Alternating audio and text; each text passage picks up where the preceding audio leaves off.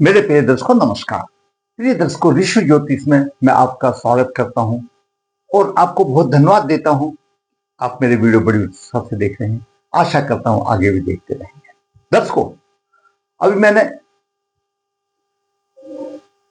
आप लोगों के साथ लाइव मुलाकात करना मिलना मैंने शुरू कर दिया है।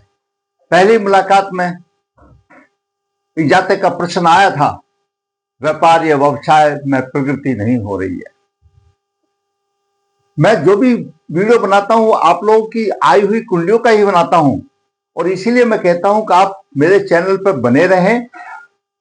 कभी ना कभी आपकी कुंडली के विषय में मैं अवश्य बताऊंगा, या तो मैं जस्ट कमेंट में ही बता दूंगा, नहीं तो बाद में वीडियो बना करके बताऊंगा ताकि बाकियों का भी मार्गदर्शन हो। तो जातक का प्रश्न था, जहां तक मेरा ख्याल है दिल्ली से थे कोई अग्रवाल जी, कि गुरुजी व्यवसाय में तरक्की नहीं हो रही है। हमने जो उस समय बता सकते थे बता दिया, लेकिन इन डिटेल में तो उस समय भी बताना संभव नहीं था। उसी के ऊपर आज हम आपको वीडियो बना करके बता रहे हैं कि उनके व्यवसाय में क्यों नहीं तरक्की हो रही। उससे आपका भी मार्गदर्शन होगा और जो बाकी दर्शक हैं उनका भी मार्गदर्शन होगा। ये कुंडली के 12 भाव हैं। लगन का भाव स्वयं का प्रतिनिधि है। व्यवसाय के लिए 10th भाव और 7th भाव है। आमदनी के लिए 11 भाव है और द्वितीय भाव धन का भाव है। पराक्रम का 3रा 6ठा भाव संघर्ष का भाव है। इन सब भावों में इन सब की जरूरत होती है। किसी भी व्यवसाय या काम करने में जरूरत तो सभी की है, 12 भावों की है। जिस तरह शरीर को चलाने के लिए सभी अंग चाहिए, ऐसे कुंडली के 12 भाव भी चाहिए। लेकिन लगन लगने, क्योंकि स्वयं का प्रतिनिधि है, वो करने वाला है। 7th भाव व्यापार का भाव है। 10th भाव व्यापार में प्रतिष्ठा और कर्म भाव है और 10th से 10th 7th है पार्टनरशिप का भी भाव है। 6ठा भाव संघर्ष का भाव है। जब तक संघर्ष नहीं करेंगे तो व्यापार कैसे होगा। और 3य भाव पराक्रम का भाव है, साहस का भाव है और धन का भाव है, आमदनी का भाव है। और धन और आमदनी और 10th भाव का तो बेजोड़ का संबंध है, जैसे मैंने आपको पहले भी वीडियो में बताया।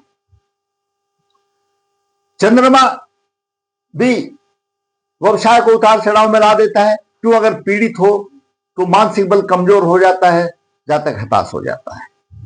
कई एक बिंदु है व्यवसाय के। अगर आपका लगन का स्वामी या 10th भाव का स्वामी कोई भी किसी भी कुंडली की हो, लगन का स्वामी 10th भाव का स्वामी 6ठे में, अष्टम में, कहीं पर भी 12 भावों में कहीं पर भी अगर राहु से अशुभ योग बना रहा है तो जरूरी बात है कि लगन भी पीड़ित यानी स्वयं भी पीड़ित और व्यवसाय भी पीड़ित हो गया।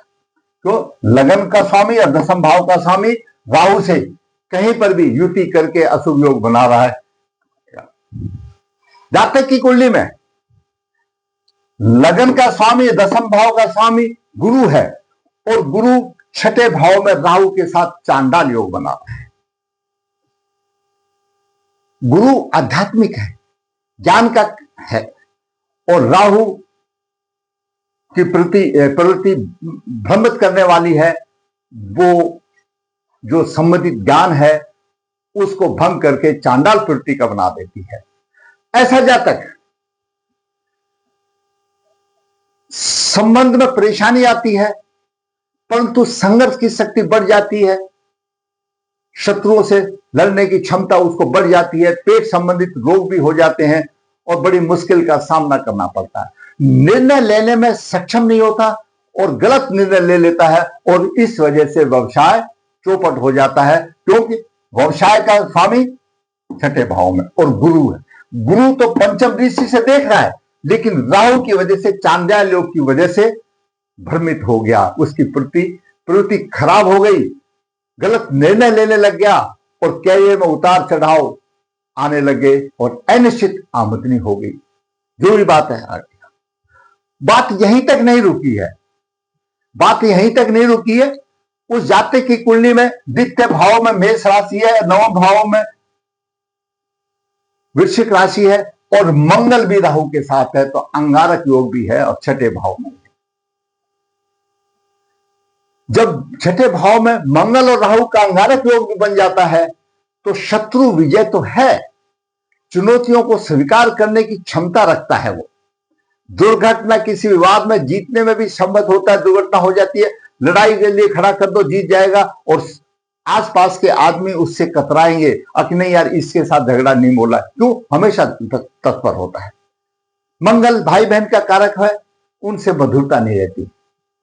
भाग्य का है और धन का कारक है, धन में भी परेशानी आ जाती है और व्यवसाय में परेशानी आती है और वैवाहिक जीवन में तनाव आ जाता है, क्योंकि छठा भाव और सीधा द्वादश भाव, दोनों भाव प्रभावित होते हैं। द्वादश भाव जिसकी कुंडली है उसका सहवास सुख है और छठा भाव उसके जीवन साथी का सहवास सुख है, दोनों में परेशानी आती है। अब प्रश्न उठता है, ये दोष भी आ गए, मैंने आपको उसका प्रभाव भी बता दिया, तो प्रश्न उठता है, अगर आप ये समझते हैं कि लगन का स्वामी है और लगन का रत्न डाल करके काम चला दो तो संभव नहीं है, क्या आप इसको संभव समझते हैं? सोचो थोड़ी सी देर के लिए मेरे दर्शकों कि हम जितने भी पैदा हुए हैं इस पृथ्वी के ऊपर, अपने कर्म, पिछले कर्म के परिणाम स्वरूप हम अपना जीवन व्यतीत कर रहे हैं। ये कर्म भाव है जो पूर्व जन्म में किया हुआ, चाहे हमने किया या हमारे पूर्वजों ने किया, उसका भी ऋण अदा करना पड़ेगा। तो गुरु राहु की चंडाल की युति आई क्यों? क्या ऐसे कर्म थे कुल में जिसकी वजह से आई? उसका कारण है किसी की असहाय की संपत्ति पर अधिकार जमाना, उसका करने से दरिद्रता आती है, संपत्ति के लिए हत्या भी कर दी जाए और विधवा स्त्री की संपत्ति को अपने कब्जे में कर लिया जाए, तो ऐसे व्यक्ति का श्राप 5 पीढ़ी तक चलता है और हर पीढ़ी में दरिद्रता आती है, पागलपन आता है, घर का कोई व्यक्ति लापता भी हो सकता है, अगर किसी की हत्या हुई हो तो वह पिशाच के रूप में पीछा करता है। यह गुरु और राहु के चंडाल योग का कर्म है जो पिछले जन्म में आपके वंश में किसी ने किया, आपने किया। ऐसा कर्म करने के बाद गुरु और राहु का चंडाल योग कुंडली में आता है। जगह के हिसाब से वो अलग अलग फल दे देता है। छठे भाव में है, लग्नेश है और दसम भाव का स्वामी है, तो उनसे सम्मति भी देगा, लेकिन कर्म वो था। क्या ऐसा कर्म आप क्या रत्न मात्र पहनने से आप समझते हो उस कर्म का प्रायश्चित हो जाएगा? अगर ऐसा समझते हो तो आपकी बड़ी भूल है। उस कर्म का प्रायश्चित करना पड़ेगा, वर्ग कुंडली देखनी पड़ेगी, उसका प्रायश्चित करने के बाद आप रत्न धारण कीजिए तो आपकी अवश्य होगी। और ये सब हम इतना व्यक्तित्व लाइव प्रोग्राम में नहीं बता सकते हैं, इसलिए मैंने आप उसकी कुंडली यहां उठाई। अब मंगल राहु का क्यों आया? दर्शकों, ये अंगारक योग व्यभिचार की भावना रखते हुए या किसी की संपत्ति को हड़प करने के लिए या किसी प्रकार का विष योग आपने किया, इसके परिणाम 3 पीढ़ी तक होते हैं और संक्रामक रोग होते हैं। 6 योग भी हो जाता है, टीबी जिसको बोलते हैं, गंडमाला हो जाते हैं, पता नहीं कौन सी गंडमाला है, मैं तो शास्त्रों में लिखा हुआ बता रहा हूं, मुझे तो ये नहीं पता गंडमाला योग होता है क्या है। आपको पता है तो कमेंट बॉक्स में लिखना ताकि मुझे भी मिले, मैं तो शास्त्र में जो लिखा बता रहा हूं। गूंगापन, सांप या किसी वस्तु जानवर से हत्या भी हो सकती है, मित्र स्त्री का सुख में अभाव आती है और स्त्री की मृत्यु भी समय से पहले हो जाती है। ये मंगल राहु का कारण क्यों हुआ और क्या प्रभाव हुआ, और कुंडली में ग्रह विशेष के आधार पर अगर धन का स्वामी पीड़ित हो रहा है तो धन से संबंधित होगी, भाग का स्वामी पीड़ित होता भाग से संबंधित, ये कारण बने हैं। इन कारणों से हुआ और इस कारण से उसका व्यवसाय नहीं चल रहा। अब संबंधित कुंडली देखते हैं। व्यवसाय या व्यापार में बाधा क्यों? क्या है ग्रह योग? वंश परंपरागत योग जो आता है, जातक का जन्म 27 फरवरी 1980 शुक्ल पक्ष 12 पुनर्विचार बुधवार को हुआ, मीन लगन हुआ 8 डिग्री थी, लगन में शुक्ल उच्च का 26 डिग्री लेकर के मालव महापुरुष योग बना रहा है, लेकिन 26 डिग्री लेकर के कमजोर रह जाता है। उदय अंश 18 है, 8 है, उदय अंश 8 है, 18 डिग्री का फर्क है, तो इतना कोई खास प्रभाव ही नहीं रहता। पंचम भाव में चंद्रमा 2 डिग्री 14 मिनट लेकर के है। चंद्रमा पुष्कर नवास में तो है, लेकिन मृत अवस्था में है। क्या करेगा? चंद्रमा आमदनी दे रहा है, कुछ दे रहा है। छठे भाव में राहु, मंगल और गुरु। राहु की 5 डिग्री 17, गुरु की 11-24, मंगल की 11-28 है। और सप्तम भाव में शनि 1-18 डिग्री लेकर के है। द्वादश भाव में बुध, सूर्य, केतु है। सूर्य 14 डिग्री, बुध 27 डिग्री, केतु है, यानी यहां पर सूर्य भी पीड़ित है। और दर्शकों देखिए, सूर्य और शनि दोनों, सूर्य भी और शनि भी दोनों विष नवास में आ गए। विष नवास में आने का क्या प्रभाव होता है कि जो ग्रह अगर अशुभ फलदाता है तो उसको और पुष्टि मिल जाए और वह अशुभ प्रभाव में आ जाता है, विष नवास में आने दो। और जो शुभ फलदाता है वो भी अपने शुभों का त्याग कर देता है, अशुभ फलदायक बन जाता है। विष नवास में कोई भी ग्रह होगा तो जिस ग्रह का स्वामी होगा, जिस राशि का स्वामी होगा, उससे संबंधित हानि होगी और उसके कारत्व कर्म में भी हानि होगी, फायदा नहीं, अशुभ माना जाता है।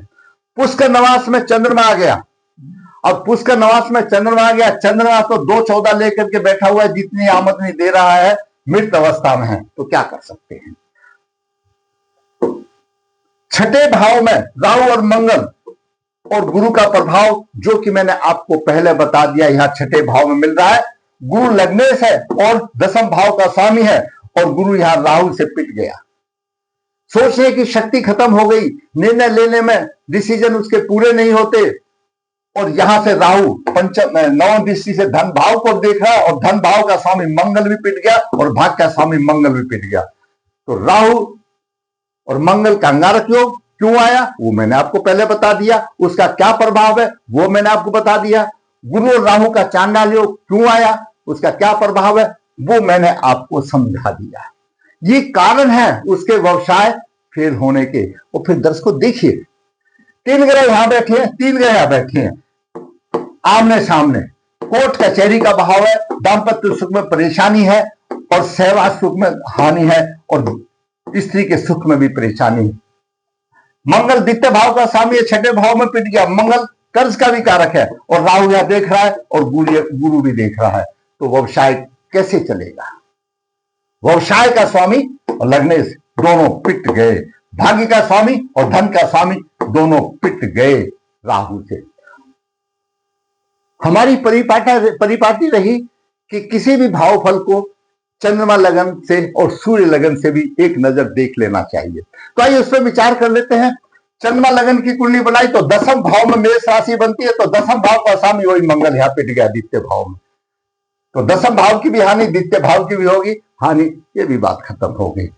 सूर्य लगन की बनाते हैं, सूर्य लगन से सप्तम, अष्टम, नवम, 10वें भाव में वृश्चिक राशि आती है, तो वृश्चिक राशि का मंगल पिट गया, यानी सूर्य लगन से भी 10वें पिट गया, चंद्रमा लगन से भी 10वें पिट गया, और लगन से भी 10वें राहु ने पिट दिया। राहु कौन है? राहु पुरुष है, पूर्व जन्मों के कर्म का है। शनि न्याय के देवता ने भी विष नवास में ले लिया, और सूर्य भी विष नवास में आ गया। बचा क्या? संघर्ष में जीवन। इस अंगारक योग ने और इस चांडाल योग में परेशानी खड़ी कर दी।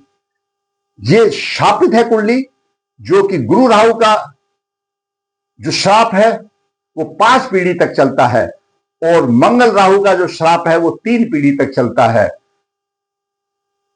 और उसमें कितने भी बड़े घर में बच्चा पैदा हो तो उसमें उनको परेशानियां ही, अपने स्तर के आधार पर उनको परेशानियों के अलावा कुछ हाथ नहीं लगता।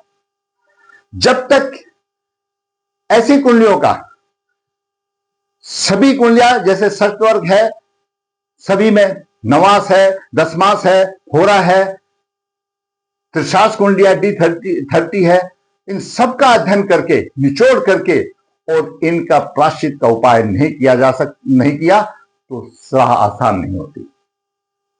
उसके बाद उनका उपाय करके रत्न धारण करें। मैं कहता हूं आपको 110% फायदा होने की उम्मीद है। श्रद्धा आपकी है, मेरा तो केवल मार्गदर्शन है। श्रद्धा आपकी है, मेरा तो केवल मार्गदर्शन है। ऐसी कुंडलियां का ऊपर ऊपर से ये बता दिया, अगर रतन पहन लो, ये पहन लो, कुछ नहीं होगा। कर्म फल भोगना पड़ेगा।